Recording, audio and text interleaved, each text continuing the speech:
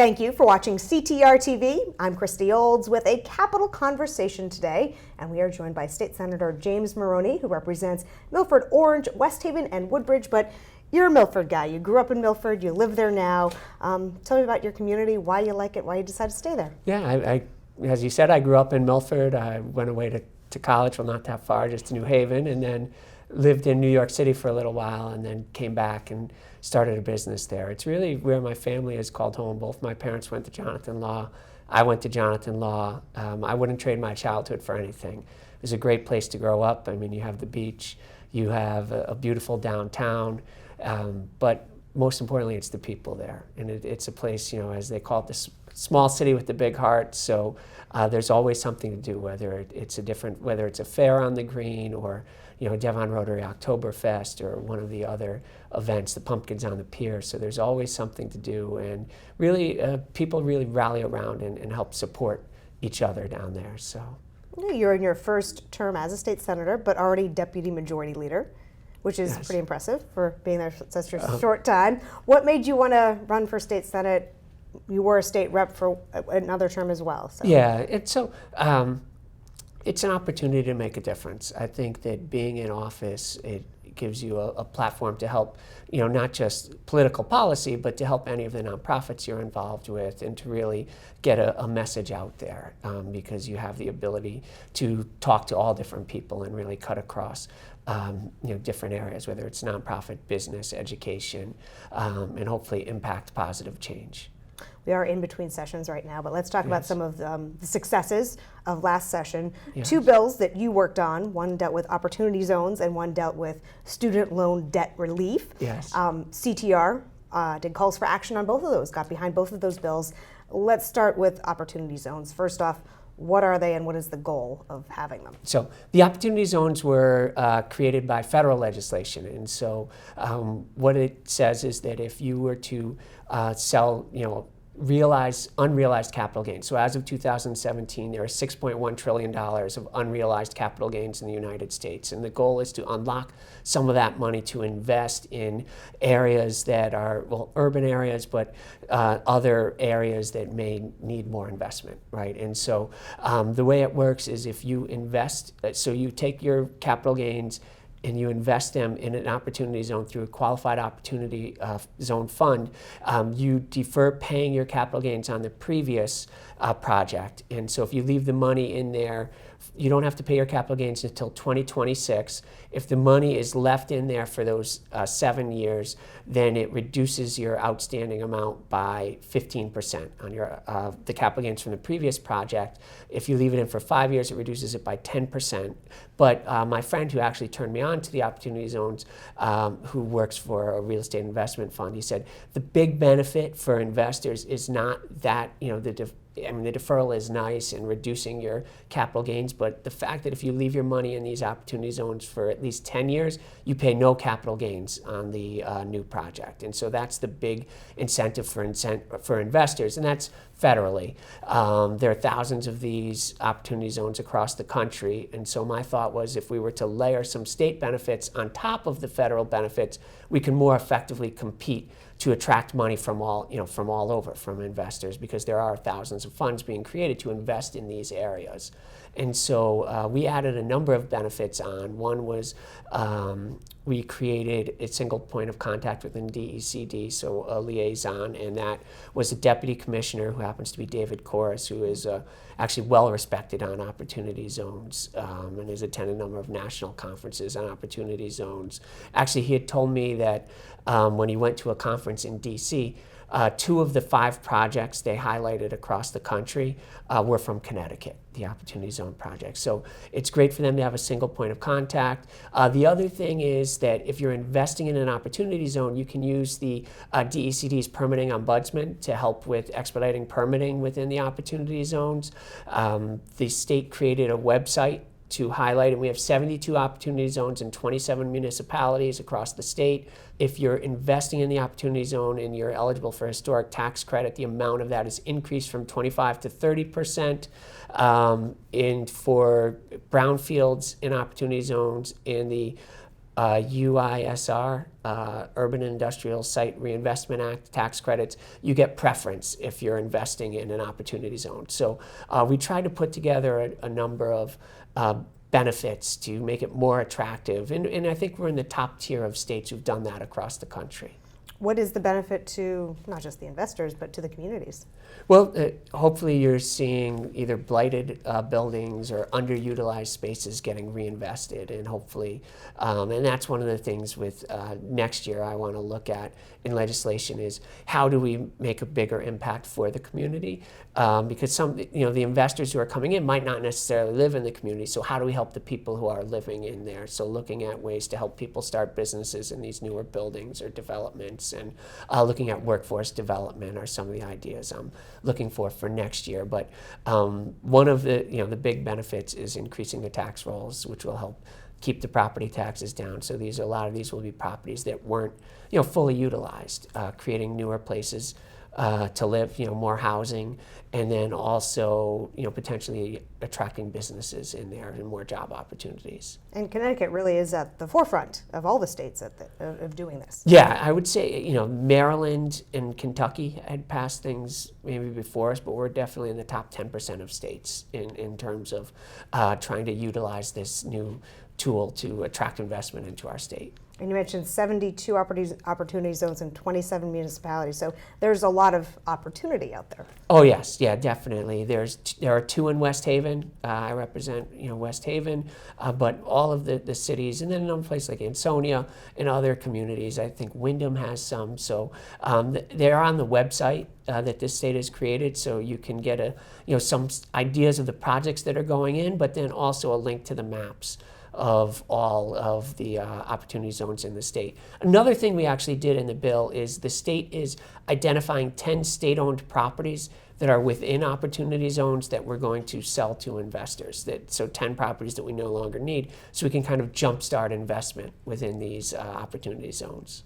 Okay, let's switch gears to student debt relief. That was another Yes. bill that you got behind, that CTR also did a call for action on it and got behind as well. Why is that such an important issue, especially right now? Yeah, and I want to thank the realtors for the help on that bill, as well as on the Opportunity Zone bill, and even to go back a little further, when I was a state representative, I was able to get bonding for a project in Milford called Founders Walk, and the Realtors Association gave us a smart growth grant to develop a comprehensive plan for the area, because I hate to have one project not be part of a bigger plan. So I want to thank the realtors for that. The student debt relief is critical.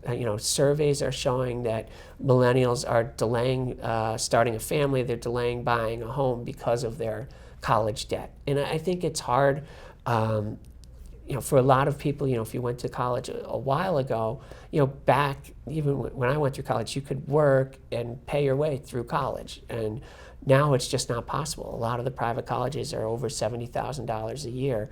There's no way that you can work and pay that off. And so unfortunately, we're doing these kids a disservice, because a lot of them are coming out with, I think the average debt for Connecticut, which is one of the highest in the country, is about around $38,000, but you see some students coming out with $70,000 or $100,000 in debt, so they're delaying making these major life decisions. And so I was fortunate to work with Senator Haskell and Senator Bergstein on Senate Bill 72, and what we did is we created a tax credit for companies who help pay off their student loan debt, and it works through CHESLA, which is actually a state quasi public agency in the state, and they have a very good project for refinancing product for refinancing your student loans. And so we'll give a tax credit to companies who refinance their student loans through CHESLA. That doesn't go into effect until 2022, but people can refinance their loans with CHESLA now, and it's a lower rate it's one of the best actually student loans in the country. So you said 2022 is when it takes effect, but it's the kids that are in college now that will be able to take advantage of that. Exactly. And if you're out and if you have debt, you can refinance any of your student loan debt through CHESLA, even if it was federal loans. It doesn't have to just be the private loans. So people with outstanding debt could still take advantage of that if their company chose to participate. This is the bill that passed and is now signed into law. allows credits for employers who help pay down. Is this just Correct. the kind of the first step? Is this where maybe the initial program that you're looking at?